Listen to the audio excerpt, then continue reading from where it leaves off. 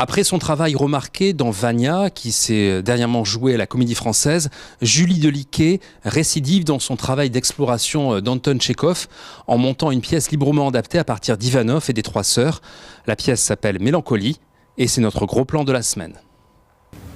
Il a une belle maison, votre père, je vous envie. Ouais, nous, avec Nicolas, on a traîné toute notre vie dans des 2 pièces avec 2 chaises, un canapé et des cheminées qui fument. Alors, Ça a son charme aussi. Tu vois, Anna, ce sont des arbres comme ceux-là dont j'ai manqué toute ma vie. Le temps qui passe, la difficulté à trouver sa place dans la société, autant de thèmes chers à Anton Tchekhov que l'on retrouve ici. 8 personnages, pour la plupart quadragénaires, qui s'interrogent sur le sens de leur vie. Point de départ de ce spectacle, 2 pièces d'Anton Tchekhov, dont Julie Deliquet, qui signe la mise en scène, a gardé le texte et l'intrigue narrative. Je pensais pas que ça me reviendrait un jour aux oreilles, mais oui, c'est vrai. J'ai choisi aussi de confronter 2 pièces qui n'ont pas été écrites à la même époque. Ivanov, c'est vraiment une pièce de jeunesse avec des problématiques dures. La mélancolie dans Ivanov est presque la mélancolie au sens freudien, c'est-à-dire la maladie de l'âme, la dépression.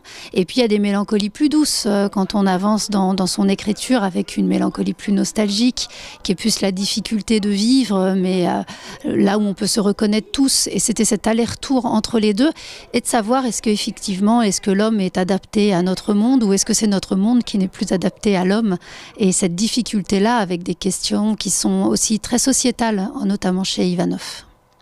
J'avais confiance en l'avenir, comme dans les yeux de ma propre mère. Maintenant, je crois plus en rien.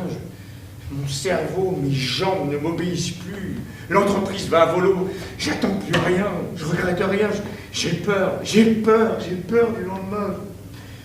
La pièce dresse le portrait d'une génération désenchantée, happée par la mélancolie qui peu à peu voit son destin lui échapper.